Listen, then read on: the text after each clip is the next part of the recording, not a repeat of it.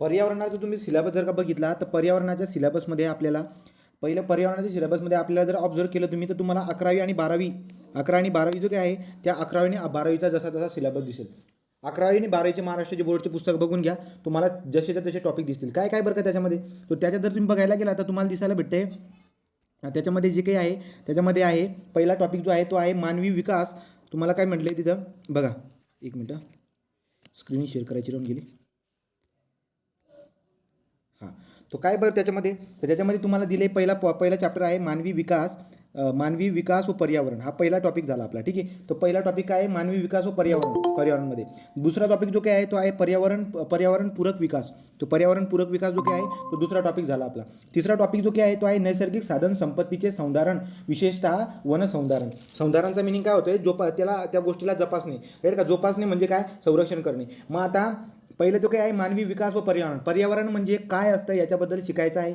मानवाचा विकास पर्यावरणानुसार कसा होतो त्याच्याबद्दल बघायचं आहे. पर्यावरणपूरक विकास म्हणजे काय त्याच्याबद्दल बघायचं आहे. नैसर्गिक साधन संपत्तीचे संधारण कसे करायचे, ते विविध प्रकारची प्रदूषणे जे की आपण तुम्हाला त्या दिवशी शिकवलं होतं मी, एअर पोल्युशन वगैरे. तर विविध प्रकारची प्रदूषणे जे काही त्याचा अभ्यास करायचा आहे. नंतर पुढे काय पर्यावरण संवर्धन कार्यरत राज्य राष्ट्र कोणत्या, नंतर जागतिक आणि याच्या पातळीवरती. हा सगळा सिलेबस तुम्हाला 11वी आणि 12वीच्या, ठीक आहे, 11वी आणि 12वीचा जर तुम्ही महाराष्ट्राचे बोर्डचे पुस्तक जर बघितले त्याच्यात तुम्हाला सापडून जाईल. काही नाही, जास्त नाही आहे, थोडे किती 1 2 3 7 चॅप्टर आहेत. बरोबर, 7 चॅप्टर आहेत. मी जर ठरवलं तर एक दिवसामध्ये एक चॅप्टर पण कंप्लीट करेल. राईट का, ठीक आहे, 7 चॅप्टर आहेत, परंतु व्यवस्थित समजून आपल्याला कव्हर करायला पाहिजे. चांगले मार्क असू शकतात कारण की सिलेबस चांगला मोठा दिसायला भेटतोय. म्हणजे इथं लिहिलेलं जे काही आहे ते जास्त आहे, त्यामुळे चांगले मार्कावरती क्वेश्चन विचारू शकतात ते. ठीक आहे, चला बरं का आता बघू. आता पर्यावरणामध्ये जर तुम्ही बघायला गेलात तर पर्यावरणामध्ये त्यांची सुरुवात कशी केली आपण PDF कडे जाऊया. आपल्या PDF वरून आपण त्या गोष्टी शिकून घेऊया. ठीक आहे, तर PDF कडे जाऊ आपण. कुठे दिसतंय मी, एन्व्हायरमेंट. ओके, तो लक्ष द्या आता. हे जे काही आहेत हे जे मी कॉपी करून ठेवले ते कशामधून काढले, मी 12वीच्या पुस्तकातून. तर 12वीचं जे काही बोर्डाचं पुस्तक आहे त्याच्यातून मी काढलेलं आहे ते. ठीक आहे, तर आता तुम्ही जर का मराठीमध्ये जर का त्याला करायला गेला तर असे काही शब्द असतील तुमच्या कानावरती तुम्हाला सहन पण होणार नाही. तर त्यामुळे मी त्याला इंग्रजीत आणलेले आहे. आणि तसं पण आपण बडबड कशामध्ये करतो, सगळी तर मराठीमध्येच करतो ना. आणि ते शब्द आपल्या अगोदर आलेले आहेत त्यामुळे मी ते घेतोय. ठीक आहे, तो मी इंग्रजीमध्ये घ्यायचं कारण काय आहे की बाबा हो, ते शब्द अगोदर आपल्या कानावर अगोदर येऊन गेलेले आहेत म्हणून मी घेतोय. मराठीमध्ये का घेत नाही, कारण की ते शब्दलय तुम्हाला जो हे देतील. ठीक आहे, बघा बरं आता तो इन्व्हायरमेंट शब्द जो काय आहे तो फ्रेंच वर्ड आहे. इन्व्हायरमेंट शब्द जो काय आहे तो कशापासून डिराईव्ह झाला बरं का, फ्रेंच आहे. इथे फ्रेंच शब्द दिसला होता. राईट का, तो इन्व्हायरमेंट हा फ्रेंच वर्ड आहे, फ्रेंचकडून तो डिराईव्ह झालेला आहे. मग पुढे जर बघायला गेलं तर काय बरं का इन्व्हायरमेंटमध्ये, तर इन्व्हायरमेंटचा मिनिंग होतो सराउंडिंग. लक्षात घ्या, ज्याला पर्यावरण मराठीमध्ये म्हणतो आपण, इन्व्हायरमेंट म्हणजे मराठीमध्ये पर्यावरण म्हणतो, तो फ्रेंच शब्द आहे इन्व्हायरमेंट. त्याचा मिनिंग असा होतो की इन्व्हायरमेंट म्हणजे काय की सराउंडिंग. तो इन्व्हायरमेंट म्हणजे सराउंडिंग किंवा त्याला परिसर म्हणतो आपण. बरोबर, तर ज्या आपल्या आजूबाजूला जे काही आपल्याला दिसायला भेटते त्याला काय म्हणून देतो आपण, त्याला म्हणतो इन्व्हायरमेंट. राईट, सो इथे फ्रेंच शब्द होता, इथे फ्रेंच शब्द आहे. तो इन्व्हायरमेंट हा फ्रेंच शब्द आहे, तो डिराईव्ह झाला इन्व्हायरमेंटचा मिनिंग होतो सराउंडिंग, एव्हरीथिंग अराउंड अस. आपल्या आजूबाजूला जे काही आहे ते इन्व्हायरमेंट आहे. बरोबर आहे. ठीक आहे, आता पुढे जर बघायला गेला तर पुढचा पॉईंट काय आहे, सगळ्यात महत्त्वाची बात जो जनरल नॉलेजसाठी पण लागते आपल्याला, की जागतिक पर्यावरण दिवस, जागतिक इन्व्हायरमेंट म्हणजे वर्ल्ड इन्व्हायरमेंट डे, जागतिक पर्यावरण दिवस तुम्ही ज्याला म्हणतात ते आपण कोणाला म्हणतो बरं का, तो जागतिक पर्यावरण दिवस जो आहे 5 जून. राईट का, 5 जून, प्रत्येक वर्षाचा 5 जून जो आहे तो जागतिक पर्यावरण दिवस म्हणून मानला जातो. का मानला जातो त्याची स्टोरी इथं दिलेली आहे. तर स्टोरी काय दिली बघा, स्वीडन जो काही आहे त्या स्वीडनमध्ये स्टॉकहोम. ठीक आहे, स्टॉकहोम नावाचं एक शहर आहे. तो स्वीडनमध्ये स्टॉकहोम नावाचं काय एक शहर आहे. त्या ठिकाणी एक परिषद भरली. ठीक आहे, तो स्वीडनमध्ये स्टॉकहोमच्या ठिकाणी एक परिषद भरली. कोणी भरवली बरं का ही, तर युनायटेड नॅशनल. ठीक आहे, युनायटेड नेशन जे काही आहे युनायटेड नेशन, त्यांनी काय केली, एक परिषद भरवली. ठीक आहे, ती एक परिषद भरवली, ही जागतिक स्तरावरची परिषद होती. तर जागतिक स्तरावरची परिषद होती म्हणजे काय, एक कॉन्फरन्स भरवलं, एक मीटिंग सारखं, की जगातले जेवढे काही जवळजवळ किती 114, याचा फोटो काढला आहे मी त्यामुळे ते एकदम हे दिसतंय. तर लक्षात घ्या, जगातील 114 देशांनी सहभाग घेतला त्या परिषदामध्ये.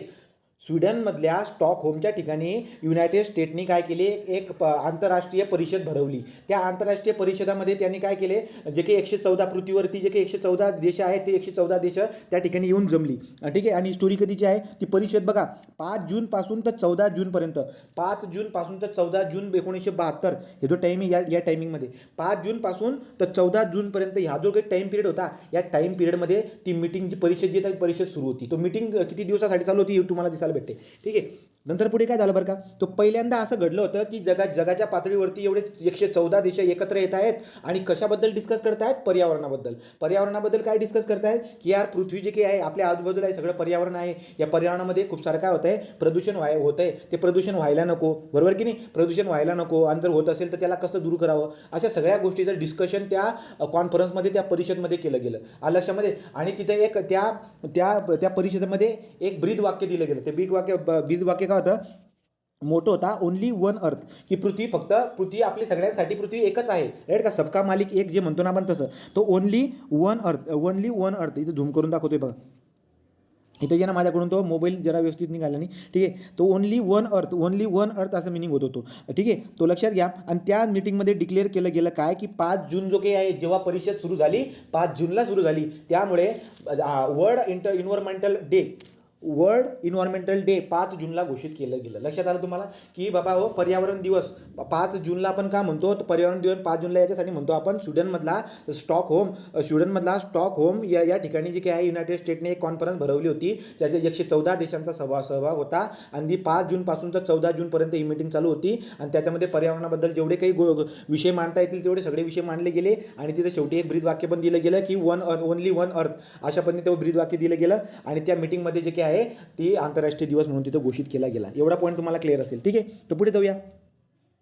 आता तुम्ही जर बघायला गेलात तर काय बरं का, इन्व्हायरमेंट ज्याला म्हणतो आपण, इन्व्हायरमेंटला साध्या भाषेमध्ये आपण परिसर म्हणतो. आपल्या आजूबाजूला जे काही आपल्याला नजरेस येत आहे त्याला आपण इन्व्हायरमेंट म्हणजे काय, आपल्या सराउंडिंगला जे काही आहे त्याला आपण इन्व्हायरमेंट म्हणतो, त्याला आपण पर्यावरण म्हणतो. ठीक आहे. पर्यावरण म्हणतो, आपल्या आजूबाजूला जी सराउंडिंग आहे त्याला आपण पर्यावरण म्हणतो देतो. पण पर्यावरणाकडून आपल्याला काय काय भेटतं, त्या वाक्यामध्ये तुम्हाला जे म्हणतात की पर्यावरणाकडून तुमचे बेसिक नीड्स जे काही आहेत, बेसिक गोष्टी, जसे काय बरं का, पर्यावरणाकडून आपल्याला पाणी भेटतं, पर्यावरणाकडून आपल्याला ऑक्सिजन भेटतं, पर्यावरणाकडून आपल्याला काय भेटतं, आपल्याला अन्न भेटतं. तर अन्न, पाणी, ऑक्सिजन, जे काही आपल्या जीवनासाठी लागणाऱ्या ज्या गोष्टी आहेत त्या आपल्याला पर्यावरणाकडून भेटत असतात. बरोबर आहे. तर त्यांनी जे काही सांगितलं त्यांनी सांगितलं आपल्याला की environment provide us the basic support to the what. तो इन्व्हायरमेंट आपल्याला काय करत असतो, आपल्याला इन्व्हायरमेंट, मी पहिलं चॅप्टर शिकवते तुम्हाला, मानवी विकास आणि पर्यावरण हे चॅप्टरचं नाव आहे. ठीक आहे. तर लक्षात घ्या. तर आपल्याला काय म्हणतायत की जी काही आपली इन्व्हायरमेंट आहे ते इन्व्हायरमेंट आपल्याला काय प्रोव्हाइड करते, तो आपल्याला हवा प्रोव्हाइड करते, नंतर वॉटर प्रोव्हाइड करते आणि आपल्याला पाणी प्रोव्हाइड करत असते. तर त्यामुळे जे काही आता अन्न झालं, पाणी झाली, हवा झाली, हे आपल्याला पर्यावरणाकडून भेटत असते. तर हा जो अन्न, पाणी आणि हवा देणारे जेवढे काही सोर्सेस असतील त्यांची काळजी घेणं आपली जिम्मेदारी आहे, राईट का. तो लक्षात घ्या. त्यामुळे आपल्याला इन्व्हायरमेंट शिकावं लागतं. मग इन्व्हायरमेंट आपल्याला काय शिकावं लागतं, कारण की इन्व्हायरमेंटकडून आपल्याला हवा, पाणी आणि अन्न भेटत असतं. हवा, पाणी, अन्नाशिवाय आपण जगू शकत नाही. तर यांचे जेवढे काही सोर्सेस आहेत त्यांची काळजी घेणं आपल्याला जरुरी आहे. त्यामुळे इन्व्हायरमेंट शिकणं आपल्याला जरुरी आहे. ओके. पुढे जाऊया. पुढे जर बघायला गेलात तर लोक जे काही आहेत ना PhD करतात. कुठे PhD करतात, तर तुम्हाला दिसायला भेटेल की इन्व्हायरमेंटचे खूप सारे काय आहेत, इन्व्हायरमेंटचे खूप सारे भाग आहेत. तो भाग आहेत म्हणजे काय, प्रकार आहेत असं म्हटलं तरी चालेल. जसं की काय बरं का, इकोलॉजी.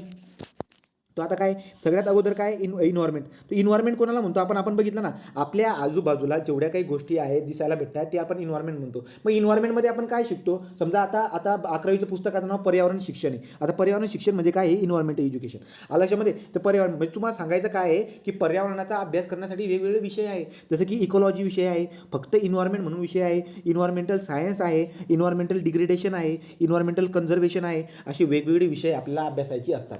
तर आपल्याला अभ्यासाचे असतात म्हणजे काय, पर्यावरणामध्ये असे वेगवेगळे क्षेत्र पण आहेत.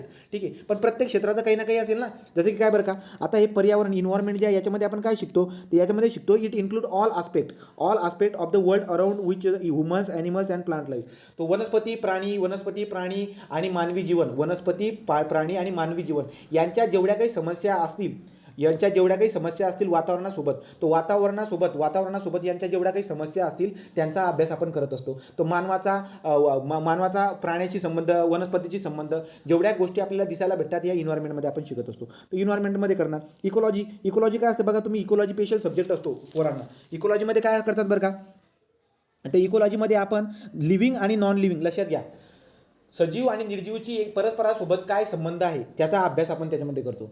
तो पर्यावरणामध्ये आपल्या आजूबाजूला आपल्या सराउंडिंगमध्ये जे काही सजीव आणि निर्जीव यांचा परस्परांशी असणारा जो काही संबंध आहे त्याचा अभ्यास आपल्याला इकोलॉजीमध्ये करावा लागतो, राईट का? म्हणजे काय नेमकं काय करतो मग आपण? It study the structure and function of the nature. निसर्गामधल्या वेगवेगळ्या गोष्टींचा निसर्गाचा आपण पूर्ण अभ्यास करत असतो. निसर्गामध्ये असणाऱ्या सजीव आणि निर्जीव यांच्यासोबत एकमेकांसोबत असणारा संबंध, राईट का? त्यांची कामं, त्यांची संबंध, त्यांचं स्ट्रक्चर, यांचा सगळ्यांचा अभ्यास आपण कशामध्ये करत असतो? इकोलॉजीमध्ये करत असतो. ठीक आहे. तो इन्व्हायरमेंट आणि इकोलॉजीबद्दल बात आपण बघितली. पुढे जर गेलं तर काय? Environmental science. इन्व्हायरमेंटल सायन्स म्हणजे काय? जेव्हा पण तुम्ही सायन्स म्हणताय तर तुम्ही एखाद्या एकदम शिस्तप्रिय, एकदम शिस्तीने अभ्यास करताय. तर हे काय मिनिंग होत आहेत? तो इट इज अ सिस्टमॅटिक म्हणजे शिस्त पद्धतीने, systematic and what scientific study. तो सिस्टमॅटिक आणि सायंटिफिक स्टडी करतोय आपण इन्व्हायरमेंटचा. इन्व्हायरमेंटचा जर का तुम्ही सिस्टमॅटिक अभ्यास करत असणार तर ते कशामध्ये जाणार? तुम्हाला काय करावं लागेल? तुम्हाला इन्व्हायरमेंटल सायन्सचा अभ्यास करावा लागेल. It integrate the knowledge from the what pure science, ecology. नंतर काय हे काय म्हणताय बरं का? इंटिग्रेटचा मिनिंग काय होतं? कंबाईन, राईट का? तो इट इंटिग्रेट म्हणजे याच्यामध्ये तुम्हाला काय काय शिकावं लागतं? तर तुम्हाला इकोलॉजीचा पण अभ्यास याच्यात शिकावा लागतो. तुम्हाला इन्व्हायरमेंटचा म्हणजे काय बरं का? की आपल्या आजूबाजूला असणारे मानवी जीवन, आपल्या आजूबाजूला असणारं मानवी जीवन असतील, वनस्पती असतील, नंतर काय असेल बरं का? प्राणी असतील, हेवाले यांचा अभ्यास आपण केला इन्व्हायरमेंटमध्ये. नंतर आपण इकोलॉजीमध्ये गेलो. आपले जे निसर्ग आहे त्या निसर्गामध्ये असणारे सजीव निर्जीवच्या एकमेकांशी असणारा संबंध आहे त्याचा आपण अभ्यास केला इकोलॉजीमध्ये. हे दोघांचा अभ्यास तुम्हाला कशामध्ये करायचा असतो? इन्व्हायरमेंटल सायन्समध्ये. फक्त काळजी काय असते? काही सिस्टमॅटिकली आणि सायंटिफिकली आपण अभ्यास करत असतो. नंतर इन्व्हायरमेंटल एज्युकेशन. आता हे 11वीचं पुस्तक आहे पर्यावरण शिक्षण म्हणून तिथे लिहिलेलं आहे. तर इन्व्हायरमेंटल याच्यामध्ये आता काय काय शिकायचं असतं बरं का? सब्जेक्ट एक, a subject concern with the learning all environmental issue. तर इश्यू म्हणजे काय बरं का? तर तुमच्या पुस्तकामध्ये ते तुम्हाला जेवढे काही पर्यावरणाबद्दल जेवढे काही इश्यू असतात ते शिकवलं जातं त्याच्यामध्ये. It has wider coverage of the environmental science and ecology. तो इन्व्हायरमेंटल एज्युकेशनमध्ये जे काही पर्यावरण शिक्षण आहे त्याच्यामध्ये वरील जे सगळे विषय आहेत ना यांचा सगळ्यांचा अभ्यास तुम्हाला दिलेला असतो इन्व्हायरमेंटल एज्युकेशनमध्ये. ठीक आहे. तो इन्व्हायरमेंटल एज्युकेशनमध्ये आपल्याला दिसायला भेटतो. पुढे जर गेला तर काय? पुढचा आहे इन्व्हायरमेंटल डिग्रेडेशन. डिग्रेडेशनचा मिनिंग म्हणजे काय? पर्यावरणाचा ह्रास म्हणतो आपण त्याला मराठीमध्ये. ह्रास म्हणजे डिग्रेड होणं. पर्यावरणाचा तुमच्या सराउंडिंगमध्ये खूप सारे प्रदूषण घडतात. तो प्रदूषणाचा अभ्यास इन्व्हायरमेंटचा ज्या ज्या ठिकाणी डिग्रेडेशन होताना तुम्हाला दिसायला भेटतो त्यांचा अभ्यास करावा लागतो वेगळा. तो त्याला म्हणतो आपण काय? Environmental degradation. ओके. तो ज्या म्हणजे काय बरं का? जसं समजा डिफॉरेस्टेशन, ज्याला जंगलतोड म्हणतो आपण, जंगलतोड झालं. Pollution of water, air. तो pollution of water, air, soil जे काही आहे ना याचा सगळ्याचा अभ्यास तुम्हाला कशात करावा लागतो? इन्व्हायरमेंटल डिग्रेडेशनमध्ये. पुढे काय असतोय? इन्व्हायरमेंटल कन्झर्वेशन म्हणजे काळजी घेणं. आता पर्यावरणाची काळजी घेण्यासाठी तुम्ही काय करणार? फक्त पर्यावरणाची काळजी घेण्यासाठी आपण जो काही अभ्यास करत असतो तो इन्व्हायरमेंटल कन्झर्वेशनमध्ये करत असतो. पर्यावरण खराब कशामध्ये झालं आहे ज्याचा जो आपण अभ्यास करतो ते इन्व्हायरमेंटल डिग्रेडेशनमध्ये करत असतो. इन्व्हायरमेंटल एज्युकेशनमध्ये आपण सायंटिफिकली आणि काय शिस्त पद्धतीने आणि सायंटिफिकली आपण काय करत असतो? अभ्यास करत असतो. कोणाचा अभ्यास करत असतो? इन्व्हायरमेंटल सायन्सचा, इकोलॉजीचा आणि इन्व्हायरमेंटचा, तिघांचा आपण त्याच्यामध्ये अभ्यास करत असतो. इन्व्हायरमेंटल सायन्स ठीक आहे, तिघांचा आपण अभ्यास करत असतो. म्हणजे या दोघांचा, वरच्या दोघांचा अभ्यास आपण याच्यामध्ये सिस्टमॅटिक करत असतो. इकोलॉजी काय असते? लिव्हिंग आणि नॉन लिव्हिंग मधल्या रिलेशनचा अभ्यास असतो. आणि पुढचा काय असतो आपला? तो ह्युमन बिईंग, या जे काही सराउंडिंगला तुम्हाला दिसायला भेटत आहेत, ह्युमन बिईंग आहे, प्लांट, ॲनिमल आहे, राईट का? तर ज्यांचा आपण जो अभ्यास करत असतो तो इन्व्हायरमेंटमध्ये. तो हा पॉईंट तुम्हाला क्लिअर झाला असेलच. आता सगळ्यात महत्त्वाचा पॉईंट आपल्याला बघायचं आहे की इन्व्हायरमेंट जे आहे ना, पर्यावरण, या पर्यावरणाचे 4 सेगमेंट आहेत.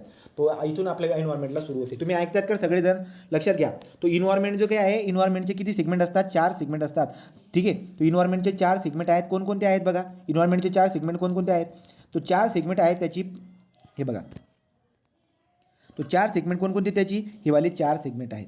इन्व्हायरमेंटची 4 सेगमेंट असतात. पहिले आहे ॲटमॉस्फिअर, दुसरे आहे हायड्रोस्फिअर, तिसरे आहे लिथोस्फिअर आणि एक आहे बायोस्फिअर. तो लक्षात घ्या. आता तुम्ही ज्या ठिकाणी बसलेले आहात तुम्ही बाहेर येऊन बघा, तुम्हाला दिसायला भेटेल वरती तुम्हाला तारे वगैरे दिसायला भेटत आहेत. ही आपली पृथ्वी आहे. तर ही पृथ्वी जी की आहे, काही अंतरावर वरती जर तुम्ही गेलात ना तर पृथ्वी तुम्हाला गोल दिसायला भेटते. खूप उंचावरती गेलात तुम्हाला पृथ्वी गोल दिसायला भेटते. मग आता पृथ्वी गोल दिसायला भेटेल, त्याच्या आजूबाजूला एवढं सगळं आवरण नसतं. मी तर आतापर्यंत सगळं ते शिकवत आलो आहे, हे पूर्ण आवरण. तर पृथ्वीच्या या कॉन्टॅक्टपासून इथून तर वरचं जेवढं काही हे दिसायला भेटतं ना, याला म्हणतो आपण ॲटमॉस्फिअर. तो ॲटमॉस्फिअरमध्ये खूप सारे लेयर असतात, परंतु सगळ्यात अगोदर काय असतो? आपला ॲटमॉस्फिअर. तर लक्षात घ्या, आपल्या पृथ्वीपासून जिथं तुम्ही बसलेला तिथून तर पार वरची जो वरपर्यंत जा, जेवढे काही सगळे लेयर्स येतात ते कशामध्ये येतात, ते ॲटमॉस्फिअरमध्ये येत असतात. तो ॲटमॉस्फिअरमध्ये ते येते. नंतर काय असतो हायड्रोस्फिअर. हायड्रोस्फिअर म्हणजे काय बरं का, नदी, नाले, समुद्र, राईट का, नदी झाले, नाले झाले, तळे झाले, समुद्र झाले, महासागर झाले, जेवढे जेवढे पाण्याचे आहेत पृथ्वीवरती किती 71%. तो 71% जर तुम्ही जर बघायला गेलात ना एरियानुसार 71% पाण्याने व्यापलेला आहे. पृथ्वी आपली 71% पाण्याने वापरली आहे. तर जिथं जिथं पाणी आहे तो सगळा जो जो एरिया असतो त्याला काय म्हणतो आपण, हायड्रोस्फिअर. तो हायड्रोस्फिअर म्हणजे काय, पाण्याचा एरिया. नदी, नाले, तळे सगळे काही दिसायला भेटतात, 71% हायड्रोस्फिअर. ओके. नंतर पुढे काय असतो, लिथोस्फिअर. लिथोस्फिअर म्हणजे जमीन. आता लिथोस्फिअर म्हणजे काय, जमीन म्हणजे काय, तो पृथ्वीवरती तुम्ही बसलेला आहात, तुम्ही काय करतात, तो आपल्या गरजासाठी आपण शेतामध्ये मला पाणी आणायचं असेल, विहीर खणतो, तो विहीर खणतो मी, खंदत खंदत बॉटमपर्यंत जातो. तो जो काही आपला पृथ्वी हे अर्थ क्रस्ट आहे, तो अर्थ क्रस्टपासून इथून अर्थ या टॉपपासून तर खालीपर्यंत तुम्ही जातात. तो हा जो काही अंतर आहे पृथ्वीच्या सरफेसपासून तर काही अंतर खाली, तो जो काही पोर्शन असतो त्याला म्हणतो आपण लिथोस्फिअर. लिथोस्फिअरमध्ये आपल्याला काय काय सापडतात, मिनरल्स तुम्हाला लिथोस्फिअरमध्ये सापडतात, बरोबर की नाही. त्यामुळे लिथोस्फिअर पण आपल्यासाठी काय इम्पॉर्टंट आहे. ठीक आहे. तो लिथोस्फिअर, तो ही लिथोस्फिअरची बात झाली. ओके. नंतर पुढे काय असतो, बायोस्फिअर. बायोस्फिअर म्हणजे काय बरं का, तर बायोस्फिअर म्हणजे काय की पृथ्वी ही आपल्या पृथ्वीचं सरफेस, इथं प्राणी वगैरे राहतात, तिथं प्राणी आहे, हवा, पाणी, प्राणी, सजीव, निर्जीव सगळ्या पृथ्वीच्या सरफेसवरती आपल्याला राहताना दिसायला भेटतात. तो याला म्हणतो आपण बायोस्फिअर. तो बायोस्फिअर म्हणजे काय ते एवढं पार्ट पण आपल्याला बघायचं. तर 4 सेगमेंट असतात. कोणकोणते सांगितले मी तुम्हाला, atmosphere, hydrosphere, lithosphere, biosphere. This are the 4 काय असतात, हे 4 सेगमेंट असतात. इथपर्यंत कळालं का, सांगा रे पटकन. ठीक आहे, चला पुढे जाऊ. आता पुढे जर तुम्ही गेलात तर हे बघा, अर्थ atmosphere is a layer of the. आता ॲटमॉस्फिअर काय असते बघा, मी तुम्हाला सगळ्यात पहिला घटक त्याच्याबद्दल आपण डिस्कस करत आहोत. आता आपण डिटेलमध्ये जाणार आहोत. पहिला घटक, तो 4 सेगमेंट होते, त्याच्यापैकी पहिला सेगमेंट जो काही आहे ॲटमॉस्फिअर, त्याच्याबद्दल आपल्याला डिटेलमध्ये बघायचं आहे. एक एक वाक्याचा आपण काय करूया, अर्थ देऊ. आता लक्षात घ्या, तर तुम्हाला ॲटमॉस्फिअरबद्दल बघायचं आहे. ॲटमॉस्फिअरमध्ये काय बरं का, तो अर्थ जे की ॲटमॉस्फिअर आहे, अर्थ atmosphere layer is a gases which protect the earth from the. लक्षात घ्या, पृथ्वीचं ॲटमॉस्फिअर ज्याला आपण मराठीत वातावरण म्हणतो. पृथ्वीचं वातावरण म्हणजे नेमकं काय, तर पृथ्वीचं वातावरण म्हणजे काय की पृथ्वीला पूर्ण जे झाकलेलं आहे हवेने, जे काही आपला हा पृथ्वी आहे, या पृथ्वीला काय केलं, या पृथ्वीला हे लेयर्स आहेत, खूप सारे हे लेयर्स आहेत. तर पृथ्वीला काय केलं, झाकलेलं आहे. तो हा जो काही इथून ते इथपर्यंत हा जेवढा पोर्शन आहे ना टॉपपर्यंत, ज्याच्यामध्ये तुमचे आले होते स्ट्रॅटोस्फिअर, मेसोस्फिअर, एक्झोस्फिअर, हे सगळे जे काही आले होते ना, हे सगळे ॲटमॉस्फिअरचे भाग आहेत. आलं लक्षामध्ये. तर इथून तर इथपर्यंत हा जेवढा जो काही पोर्शन आहे, तर त्याने काय म्हणले, अर्थ ॲटमॉस्फिअर म्हणजे काय, अर्थ atmosphere is a layer of gases.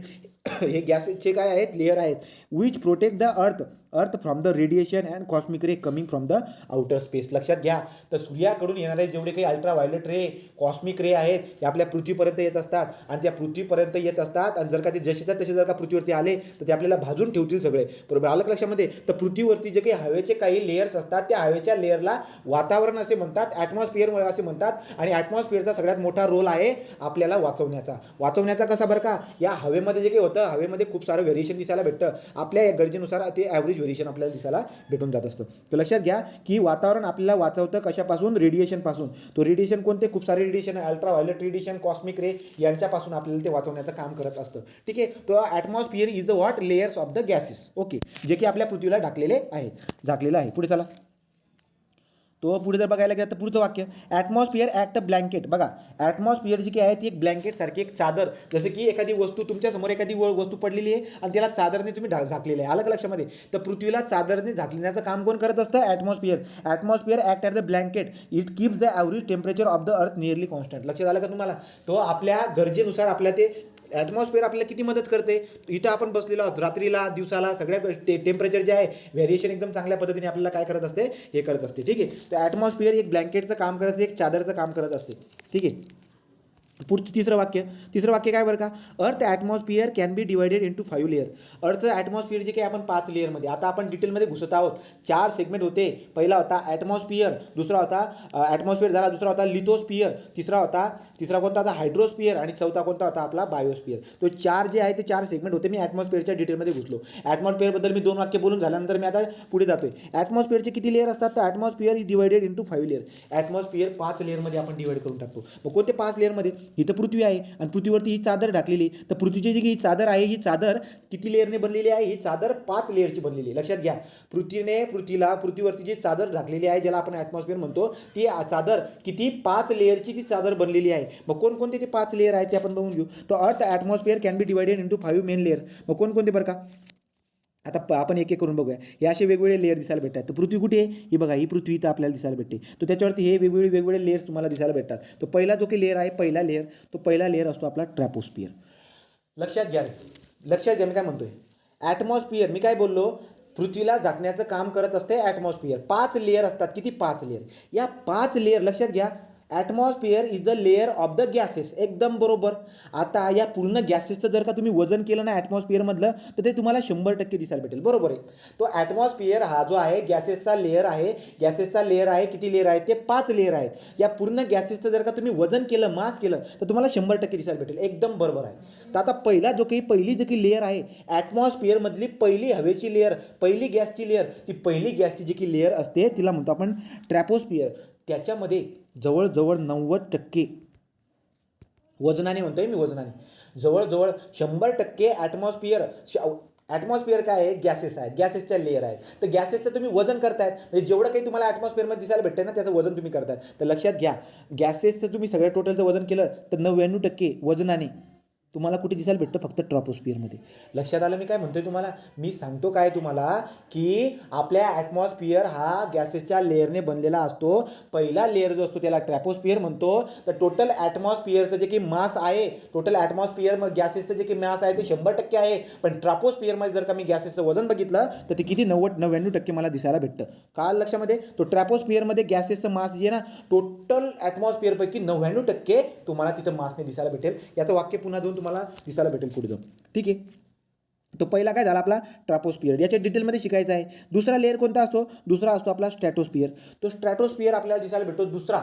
तो दुसरी लेअर, चादर जी काही आहे ती 5 लेअरने बनलेली आहे. पहिली लेअर जी आली ती स्ट्रॅटोस्फिअर झाली. दुसरी जी काही आहे तिला आपण स्ट्रॅटोस्फिअर म्हणतो. या स्ट्रॅटोस्फिअरमध्ये काय आढळतं? ओझोन आढळतो. ओझोन आपल्याला प्रोटेक्ट करायचं काम करतो. कोणापासून? अल्ट्रा व्हायोलेट रे, ज्याला आपण म्हणतो काय बरं का, जे आपल्यासाठी काय आहेत? हार्मफुल आहेत, ज्याला हार्मफुल रेडिएशन म्हणतात. तर हार्मफुल रेडिएशन, अल्ट्रा व्हायोलेशन रेडिएशनपासून प्रोटेक्ट करायचं काम आपल्याला ओझोन करतात. आणि ओझोन कुठे आढळतो? ओझोन या स्ट्रॅटोस्फिअरमध्ये आढळतो. राईट का? तो ही बात आपल्याला पुढे जाऊन शिकायची आहे.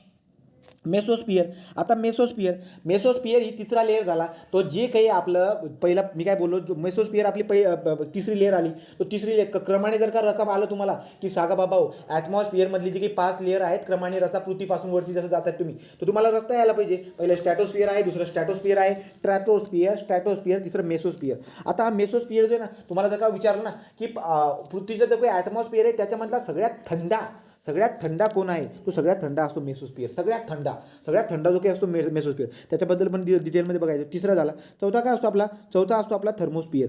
थर्मोस्फिअरमध्ये सगळ्यात जास्त तापमान, तर सगळ्यात जास्त टेम्परेचर जे काही असतं ते थर्मोस्फिअरमध्ये दिसायला भेटते.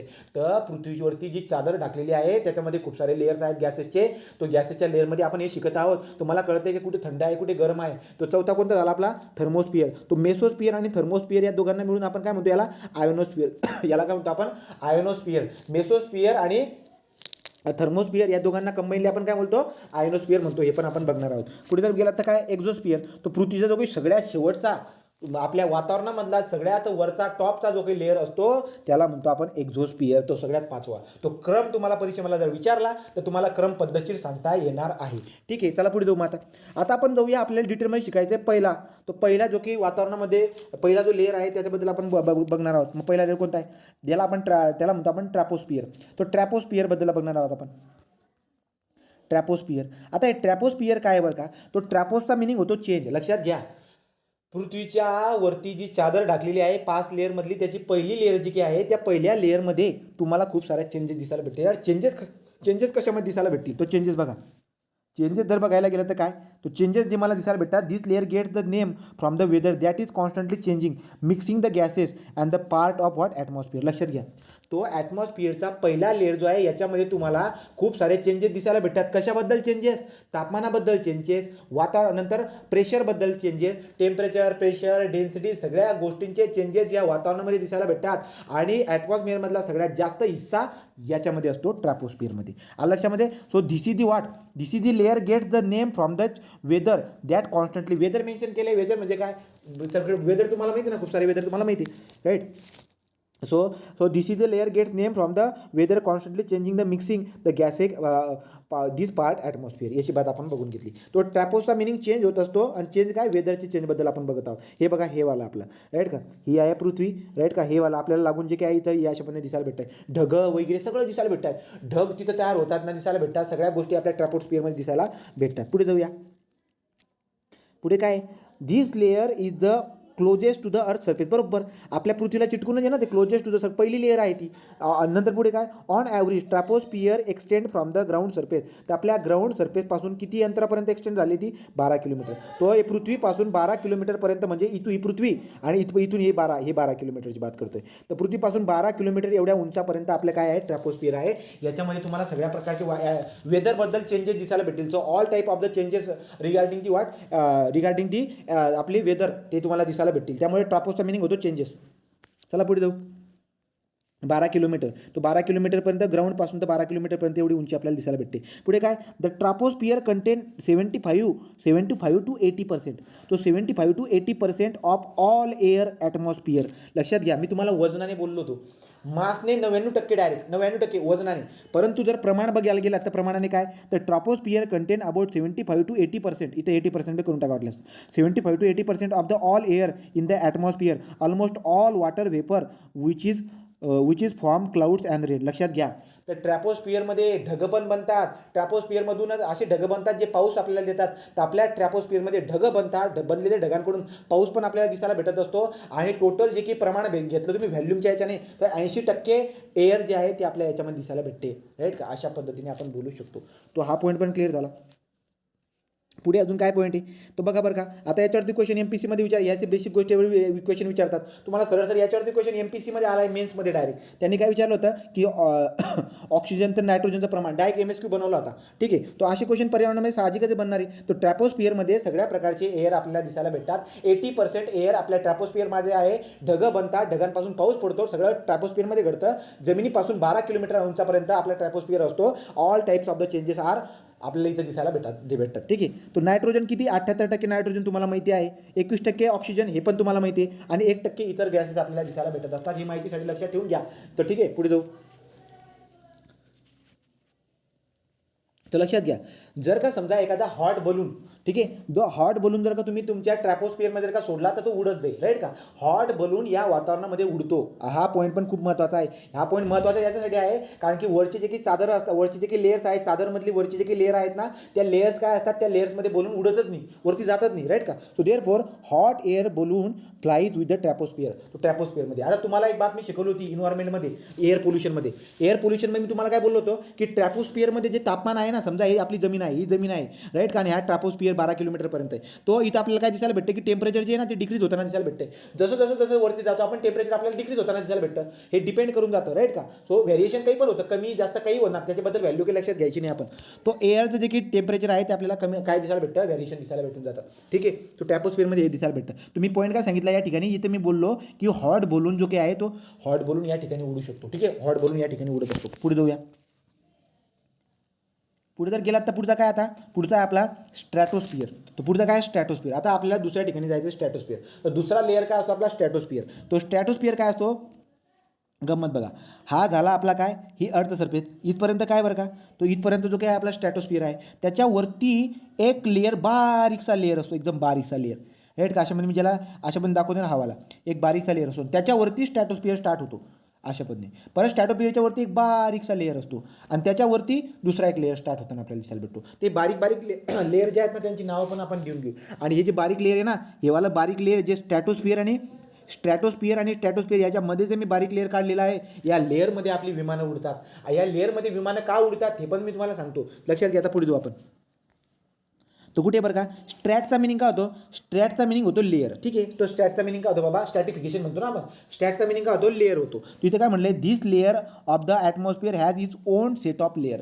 याचा ओन सेट ऑफ लेअर असं का म्हणले बरं का, कारण की स्ट्रॅटोस्फिअर जो काही आहे तो कमी बी होतो आणि तो जास्त पण होतो, कमी पण होतो. या लेअरची जी काही लेंथ आहे, तुम्ही जे लेंथ ऑर विड्थ काय म्हणतात ते, राईट का, जसं की बोलला तुम्ही 12 किलोमीटर, पृथ्वीपासून 12 किलोमीटर अंतरापर्यंत जे आपलं स्ट्रॅटोस्फिअर आहे ते एकदम फिक्स आहे, एकदम फिक्स आहे. परंतु जो स्ट्रॅटोस्फिअर आहे त्याचं फिक्स नाही आहे. त्याचं फिक्स का नाही आहे, उन्हाळा आला का स्ट्रॅटोस्फिअरची जी काही लेंथ आहे ना ती वाढून जाते आणि हिवाळा आला का त्याची लेंथ जी ना ती कमी होऊन जाते. त्यामुळे आपण काय बोलतो, हे डिपेंड त्याच्यावरती करतं, राईट का. परंतु काही पोर्शन जो आहे ना त्याचं टेम्परेचर बघू आपण पुढे 2 दिवसाला भेटेल. तो स्ट्रॅटचा मिनिंग लेअर होतो आणि लेअर का होतो, याचा मिनिंग असा होतो की स्ट्रॅटोस्फिअरला स्वतःची लेअर आहे. स्वतःची लेअर आहे याचा अर्थ काय, तर स्वतःच्या पद्धतीने तो कमी जास्त करत असतो, त्यामुळे त्याला स्वतःची लेअर म्हणतोय आपण. पुढे पुढे जर बघायला गेलं तर पुढचा पॉईंट काय, तो पुढचा पॉईंट आहे boundary between the stratosphere. Boundary between the, हे हा पॉईंट पण महत्त्वाचा आहे, या लक्षात घ्या रे. बाउंड्री बिटवीन स्ट्रॅटोस्फिअर, स्ट्रॅटोस्फिअर कुठे, हा वाला स्ट्रॅटोस्फिअर आहे, राईट का, अँड ट्रोपोस्फिअर, ट्रॅपोस्फिअर हे आपला ट्रॉपोस्फिअर आहे. तर बाउंड्री बिटवीन चीनची भिंत, चीनची भिंत भारत आणि चायनाला वेगळी करणारी जी भिंत आहे त्याच्याबद्दल आपण बोलत आहोत. तो बोलत काय करतो, काय बोलतोय मी बोलतोय की जो काही आपला ट्रॅपोस्फिअर आहे, हा ट्रॅपोस्फिअर आणि हा स्ट्रॅटोस्फिअर जो आहे यांना वेगळं करणारा जो काही बाउंड्री आहे, तो boundary between the what stratosphere and troposphere is called what tropopause. Tropo, त्याला आपण ट्रॅपोपॉज म्हणतो. तर ट्रॅपोपॉज आपण त्याला म्हणणार आहे. It is the region where the aeroplane fly. लक्षात घ्या, हा असा रिजन झाला, ही अशी बाउंड्री झाली, ही अशी चीनची भिंत आहे, त्याच्यावरती काय होतंय, तर त्या रिजनमध्ये त्या बाउंड्रीवरती काय होते, आपली विमान. तर यार विमान तिथं का उडते, राईट की नाही, विमान तिथं का, तिथं एकदम ओके काय, कारण याचं कारण सांगतो. तर तुम्ही जर बघायला गेला याचं कारण पण एकदम बढिया दिले त्यांनी. तिथं ढगं नाही, पाणी नाही, तो वाला आपण बघणार आहे. बघा त्याचं कारण दिले, पुढे दिले त्याचं कारण बघा. The stratosphere layer extend from troposphere. तो ट्रॉपोस्फिअर पासून वरती ते एक्सटेंड झाले टू अबाउट 50 किलोमीटर. किती, 50 kilo. The stratosphere layer extend top the tropopause. तो ट्रॉपोपॉज म्हणजे कोणता बरं का, हे बघा इथून 12 ते, आता इथं 12 ते 50 असं का रेंज दिली, मी तुम्हाला अगोदरच बोललो. जी काही आपला स्ट्रॅटोस्फिअर आहे, लक्षात घ्या, मी झूम करून दाखवतोय बघा.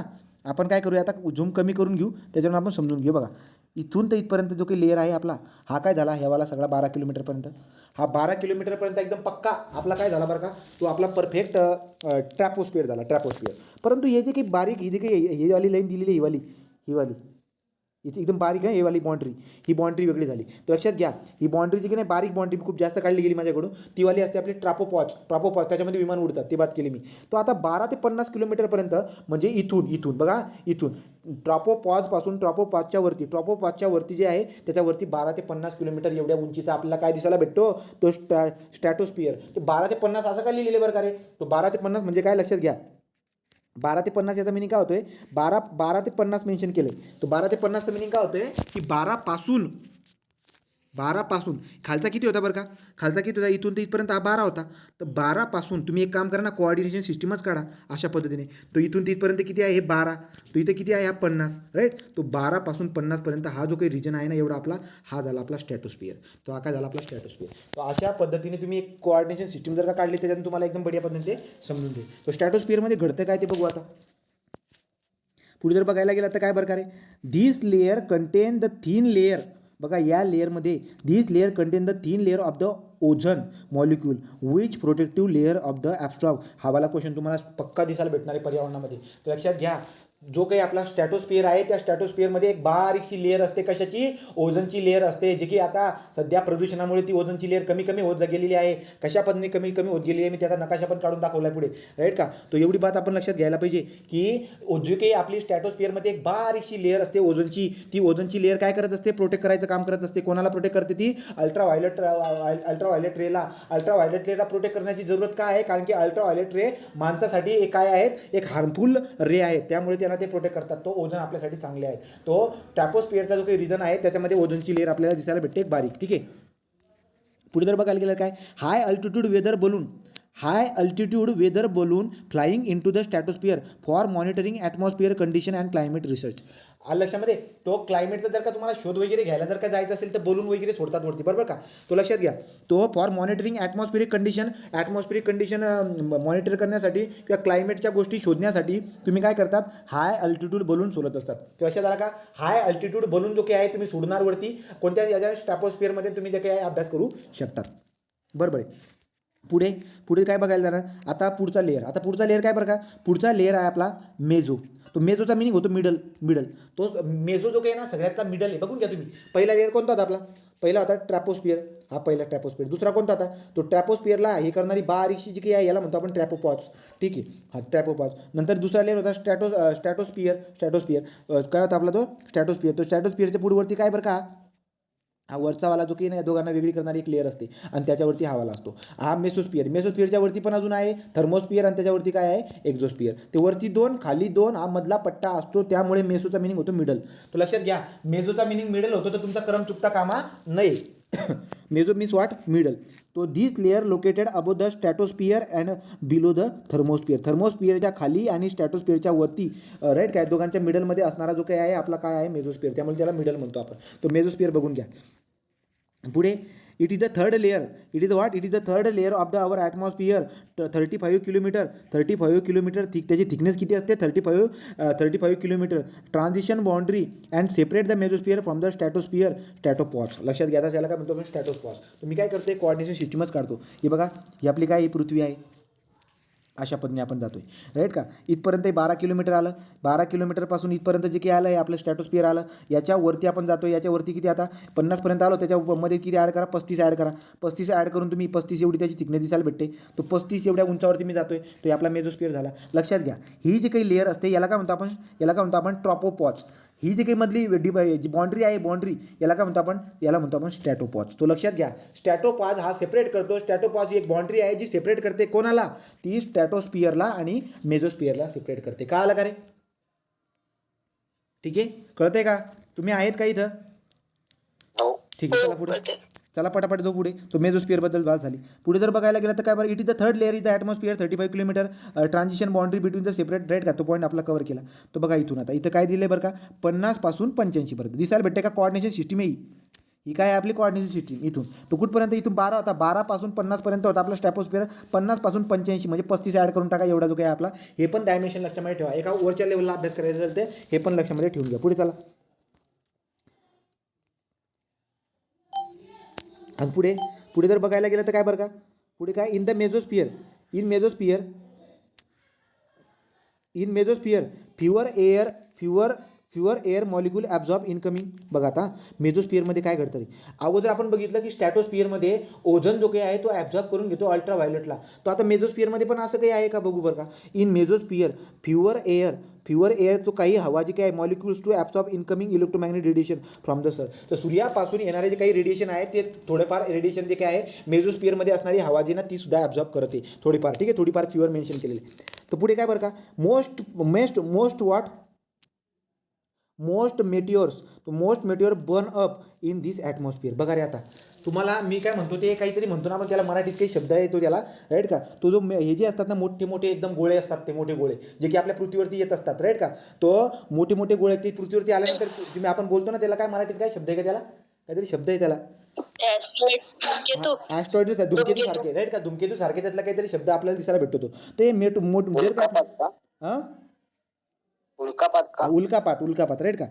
ते उल्कापात जे काय आहे ते आपल्या काय येत असतात तर ते आपल्या या लेअरमध्ये जर का आले ना तिथे बर्न होऊन जातात ते. आलं का. तो वातावरणामध्ये लक्षात घ्या का वातावरण आपल्याला किती मदत करतोय. तो वातावरण आपल्याला अशा पद्धतीने मदत करत असतो. त्या लेअरमध्ये आलं का ते तिथेच बर्न होऊन जातं. मग खाली येते बरोबर त्याच्या वेगळ्या गोष्टी घडून जात असतात. तो त्यामुळे most meteor is burn in this atmosphere. अशा पद्धतीने बात आपल्याला दिसायला भेटून जाते.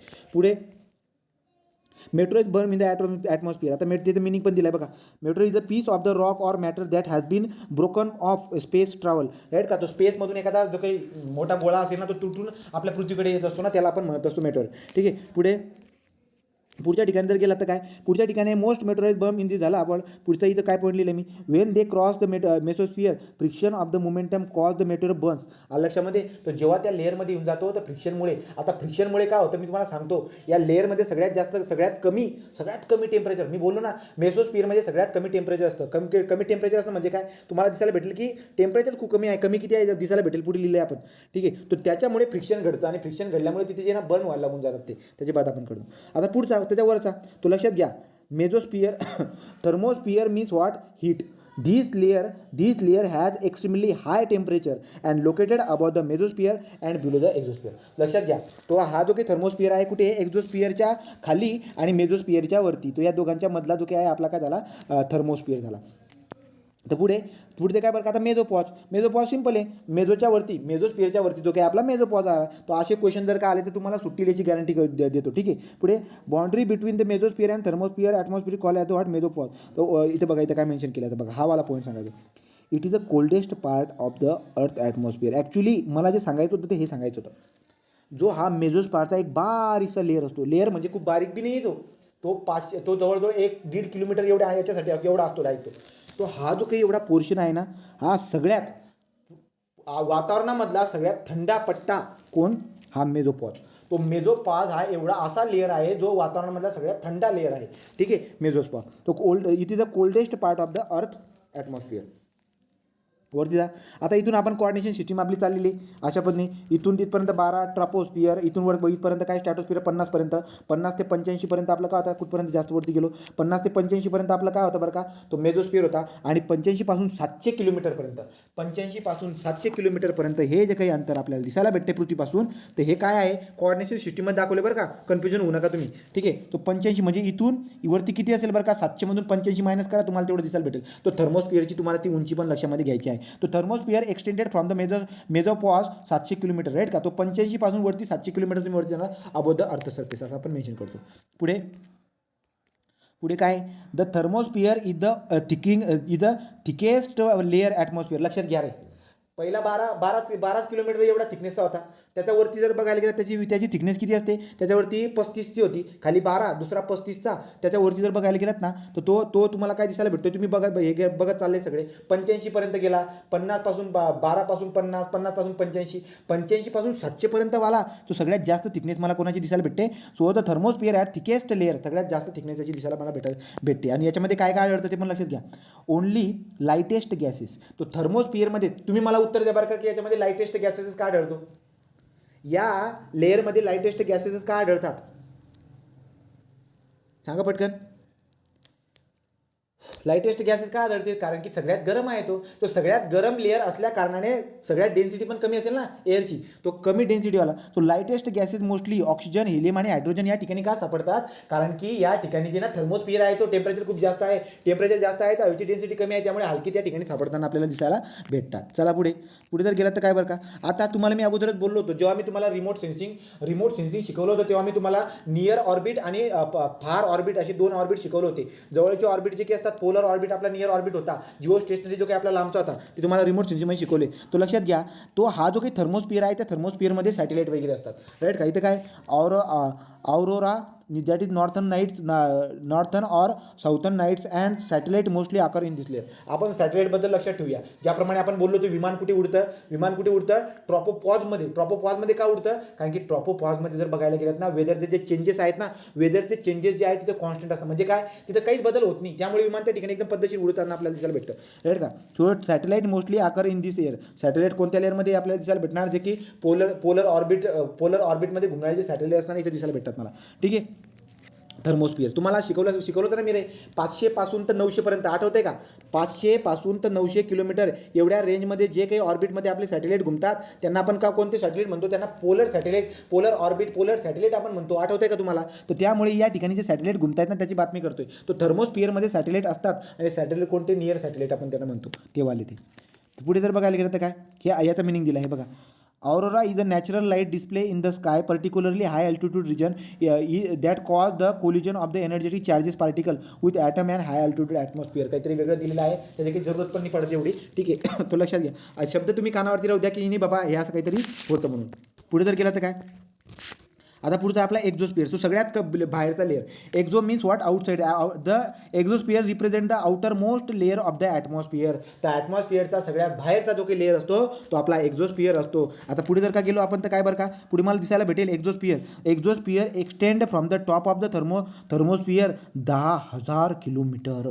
10,000 किलोमीटर वरती. म्हणजे कोऑर्डिनेशन सिस्टीम जर काढली इथून तर कुठपर्यंत आलो होतो आपण 700पर्यंत आलो होतो. त्या 700च्या वरती राईट का 700च्या वरती direct more than 700 kilometre.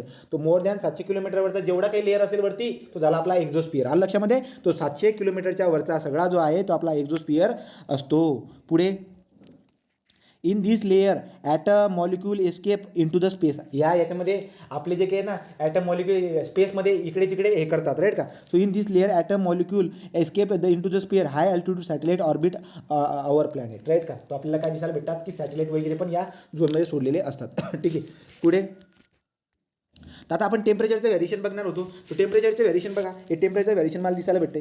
Temperature variation बघायला गेलं तर थर्मोस्फिअर पण ते काही आहे. नंतर आमधला आपला पट्टा तो राईट का. अशा पद्धतीने तुम्हाला दिसायला भेटते हे व्हेरिएशन बघा रे. तर तुम्हाला विचारलं तर लक्षात राहू द्या. हे बघा काय काय दिसायला भेटते मला की यार पृथ्वीवरती टेम्परेचर जे काय आहे ते जास्त आहे परंतु वरती जसं जसं जातो ते कमी कमी होत जातं. नंतर ट्रॉपोपाथमध्ये ते टेम्परेचर कॉन्स्टंट दिसायला भेटतं. नंतर स्ट्रॅटोस्फिअरमध्ये पुन्हा ते टेम्परेचर वाढताना आपल्याला दिसायला भेटतं राईट का. पुन्हा ॲक्च्युली माझ्याकडून चूक झाली काय लक्षात घ्या.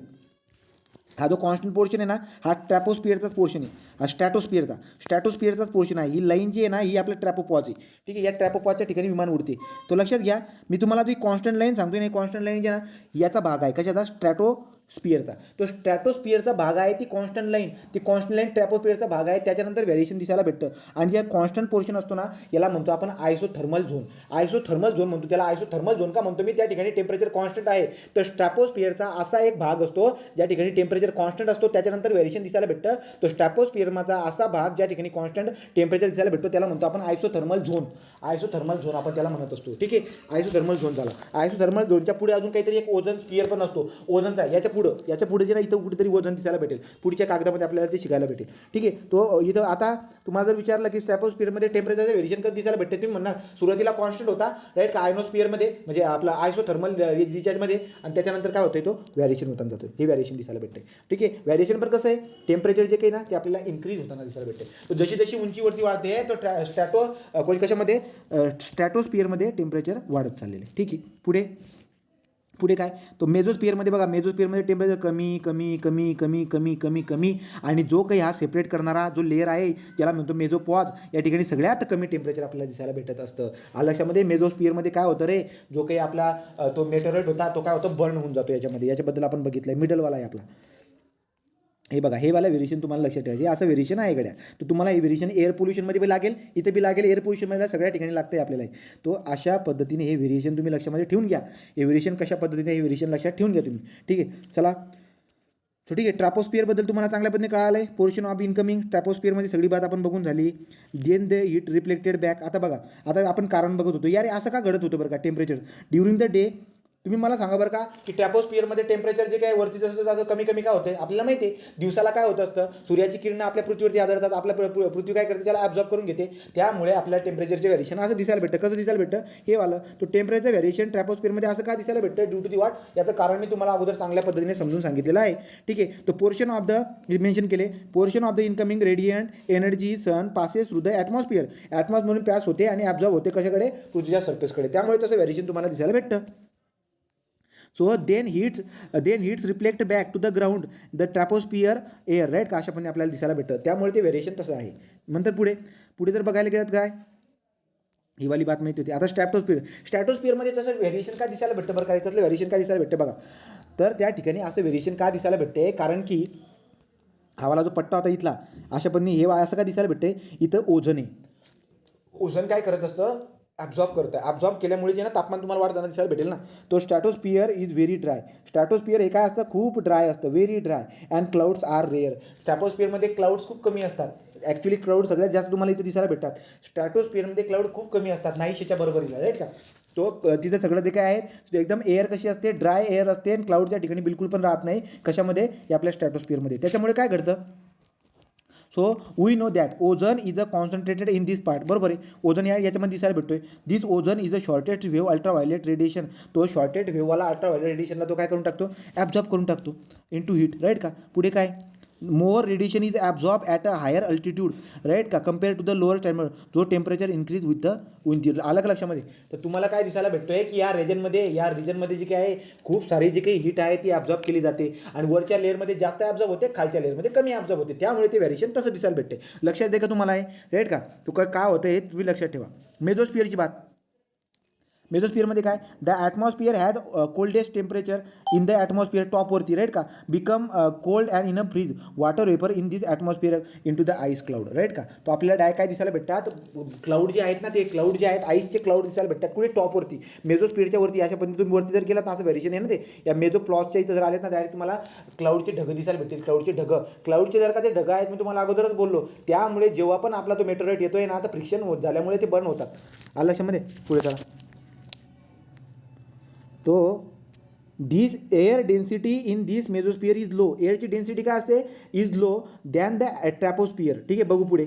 Due to the less air particle not enough heat in this absorbed. तो मी सांगण्याचं तात्पर्य काय आहे की या लेअरमध्ये हवा कमी आहे सॉलिड जास्त मला दिसायला भेटत आहे. तो मेन्शन काय करतायत बरं का due to the less air हवा कमी आहे. हवा कमी असल्या कारणाने काय होते हीट ॲब्झॉर्ब होत नाही. So lead to be what colder temperature. तो लक्षात घ्या मेझोस्फिअरच्या वरती जे ना टेम्परेचर टॉपवरती तुम्हाला कमी दिसायला भेटतं. अशा पण बात आपण लक्षात घेत असतो. पुढे सो मेझोस्फिअरबद्दल काय आहे बरं का apart from carbon dioxide in this mesosphere also help to making the layer cold due to the cooling effect. तो लक्षात घ्या कार्बन डायऑक्साईड सुद्धा काय करत असतो या लेअरला कूल करण्याचं काम करत असतो या लेअरमध्ये.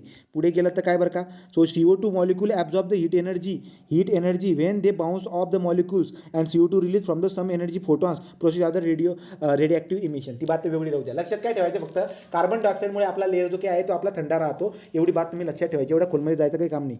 पुढे हां नंतर पुढे बघा सम फोटॉन ही ती बात पण राहू द्या. इथून बघा the temperature in the mesosphere keeps dropping with increasing the altitude right का. जसं तुम्ही तुम्हाला सांगितलं ना मी मेझोस्फिअरमध्ये वरती गेला तर टेम्परेचर आपलं कमी होत जातं. खूप कमी. किती कमी होतं माहिती आहे का रिड्यूस अबाउट -100 डिग्री सेल्सिअस. हे सगळं आपल्या ॲटमॉस्फिअरमध्ये आहे.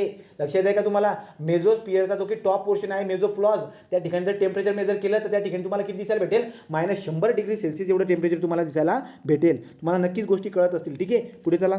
पुढे जर बघायला गेलो तर काय बरं का थर्मोस्फिअरमध्ये काय तर थर्मोस्फिअर हॅज एक्स्ट्रीमेटली हाय टेम्परेचर बरोबर आहे. तो 1000 डायरेक्ट कुठे बघा 1000 डिग्री सेल्सिअसपर्यंत तापमान मला दिसायला भेटतं. ठीक आहे. The source of the thermosphere is what radiation emitted the sun and the thermosphere absorb much radiation. लक्षात घ्या ज्या ठिकाणी सगळ्यात जास्त तापमान आहे ॲब्झॉर्प्शन त्या ठिकाणी खूप जास्त आहे ते आपल्याला दिसायला भेटतं राईट का. Living the only friction and actually reach the surface. सांगण्याचं तात्पर्य एवढंच आहे बाबा की थर्मोस्फिअरमध्ये सगळ्यात जास्त हीट जे आहे सगळ्यात जास्त ॲब्झॉर्ब होते. त्यामुळे 1000 डिग्री सेल्सिअस एवढं तापमान डायरेक्ट आपल्याला दिसायला भेटेल.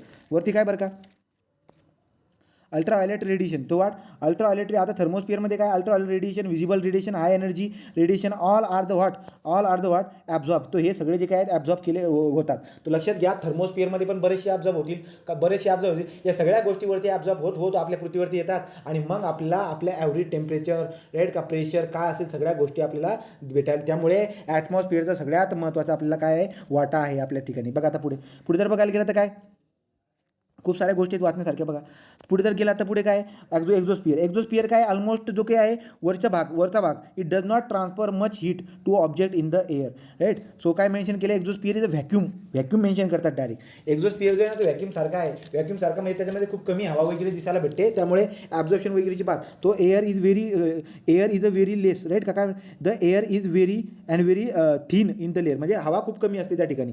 नंतर पुढे काय air is a thin and does not transfer. तो हवा कमी आहे त्यामुळे हीट ट्रान्सफर होणार नाही एक्झोस्फिअरमधले. ठीक आहे पुढे जर बघायला गेलं तर काय बरं का तो temperature in the exosphere varies greatly. तो टेम्परेचर पण दिले तुम्हाला 0 ते 1700 डिग्री सेल्सिअसपर्यंत राईट का. कोल्डर ॲट नाईट आणि एक्झोस्फिअर जो आहे तो रात्री काय होऊन जातो colder at night and hotter during the right. अशामध्ये तो इथपर्यंत बात तुमच्या लक्षात आली असेल.